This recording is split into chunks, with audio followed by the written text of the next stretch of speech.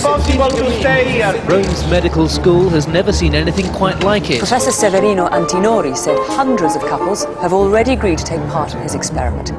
These two scientists claim they're about to do something that many believe is both dangerous and wrong. The genie is out of a bottle. Something so extraordinary that it could alter the very evolution of our species. We don't need any permissions from anybody.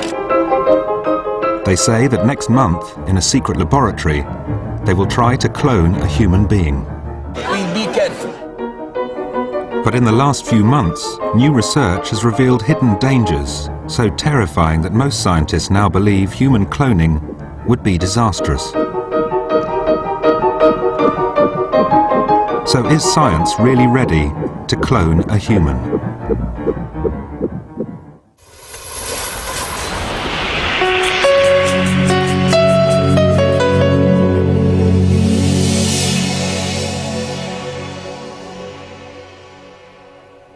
Can I have a word with you? Where are you going? I think I'm needed elsewhere. Can I? Cloning techniques.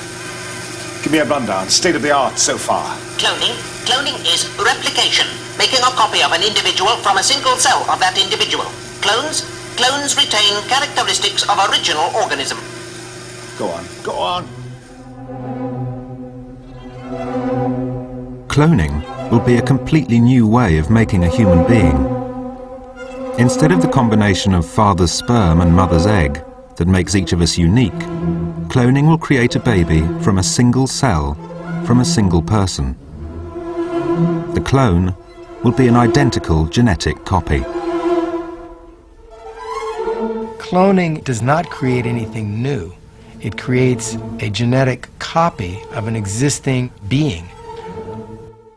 People have an extraordinary emotional reaction to cloning because it conjures up all sorts of images.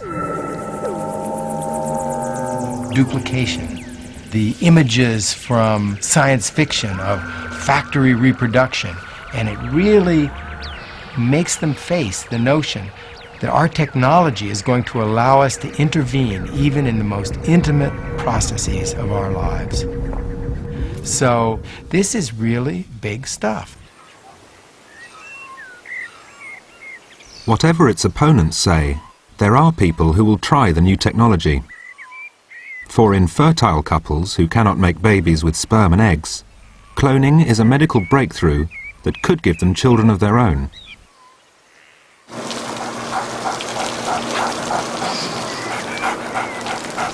Desiree and Matthew are willing to take the first steps into this brave new world.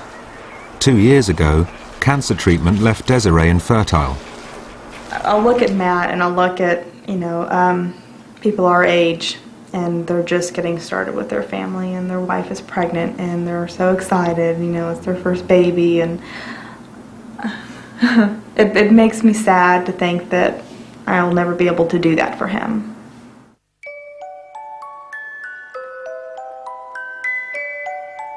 In desperation, they tried to adopt a child. But at the last moment, the arrangement fell through. Anxious for another solution, Desiree began searching the internet. There she found what she had thought impossible, an extraordinary new way to have a child genetically their own. This was cloning. And when he got home, I just met him at the door. I was so excited, look, there's, something out there different than what we found. I think at first I thought she was full of it, and it was just a big hoax on the internet. And then that's what I thought too. But the more they found out, the more convinced they became that cloning was a real possibility, and the only one that could give them what they wanted. And then there was this, wow, there's something else that might help us. So it was a very good good discovery. It's just like another light at the end of the tunnel. Yeah.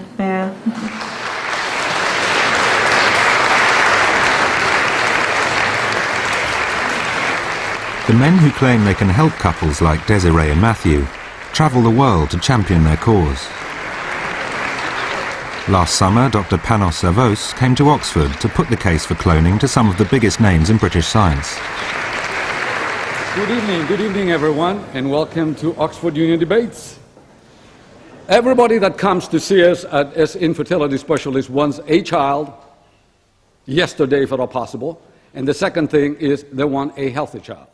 Therefore, Dr. Zavos is not a cloning expert, but at his fertility clinic in Kentucky, he already makes a living from making babies.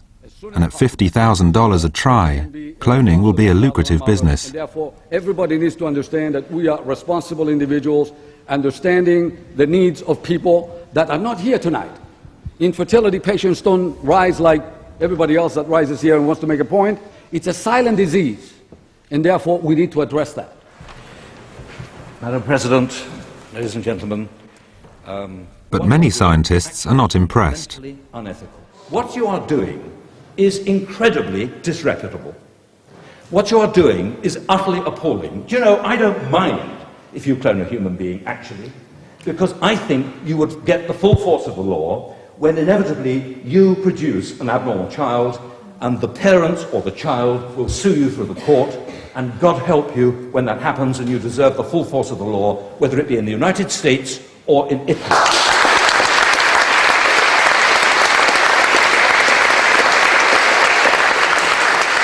What Dr. Zavos and his colleagues are proposing has so far only ever been done in animals.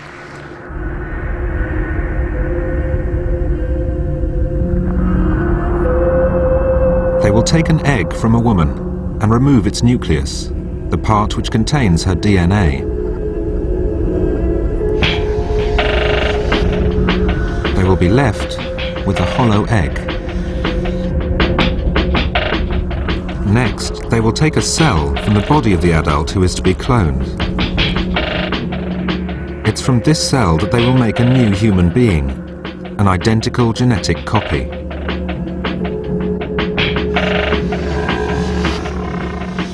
The way an adult would be cloned would be you have to take a cell from that adult, and you might be able to get that from a tissue swab in the cheek or from a scraping of skin or from a little biopsy, and the cell would then be taken to the laboratory. Once they have selected the cell, scientists will take its DNA and insert it into the empty egg.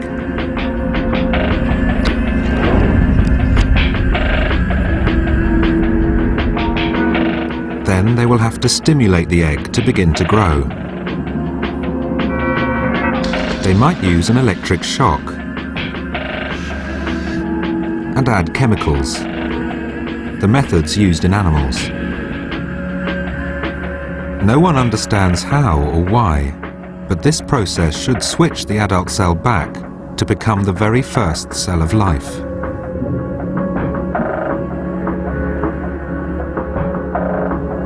The new embryo will be grown in a dish for a few days, then implanted into a woman's womb, where it might grow into a human being. This human would be a clone.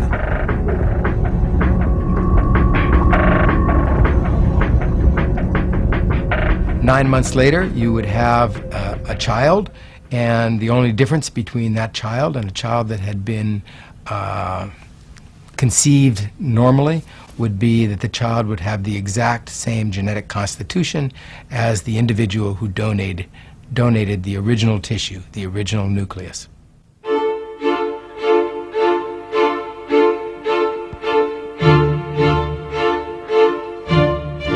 It's the promise of that identical genetic constitution that makes some people see cloning as a way to raise the dead.